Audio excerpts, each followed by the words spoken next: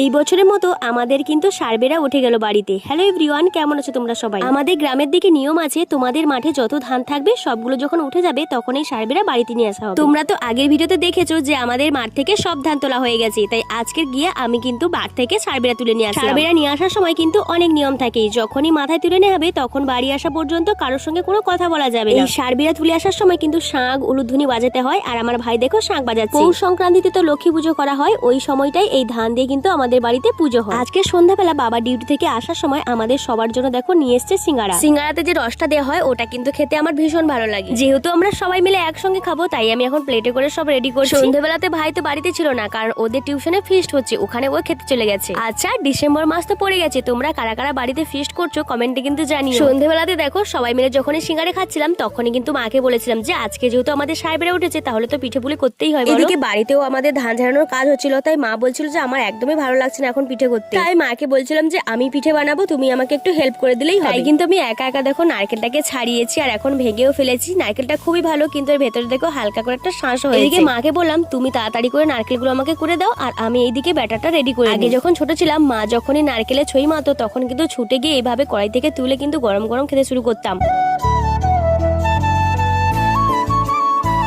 আর এখনো পর্যন্ত ওই কাণ্ডগুলোই আমি করি। এখনো দেখো ছই হলে কিন্তু আগে আমি তুলে গরম গরম কিন্তু খেয়ে নিই, আর টেস্টি খুব ছিল। পিঠে বানাতে শুরু করে দিয়েছি, কিন্তু আজকে যে কি হয়েছিল পিঠেগুলো একদম ভালো হচ্ছিল না। অনেক কষ্ট করে কয়েকটা পিঠে তৈরি করেছি। মায়ের মুখে শুনেছি দাদু যখন বেঁচে ছিল তখন কিন্তু এই দিনটাতে পিঠে পায়েস সব কিন্তু হতো। তার সঙ্গে সঙ্গে প্রত্যেক অঘ্রাণ মাসে বৃহস্পতিবারে পিঠে হবে, আর নতুন যখন চাল হবে তখনও কিন্তু পায়েস হবে। এই যে অনেক কষ্ট করার পর তোমাদের সঙ্গে কথা বলতে বলতে আমার কিন্তু পিঠেগুলো হয়ে গেছে। আজকে কিন্তু বানিয়েছিলাম পাটিসাপটা পিঠে। চলো আজকে ভিডিওটা এখানেই শেষ করছি, দেখা হবে নেক্সট কোনো ভিডিওতে। টাটা।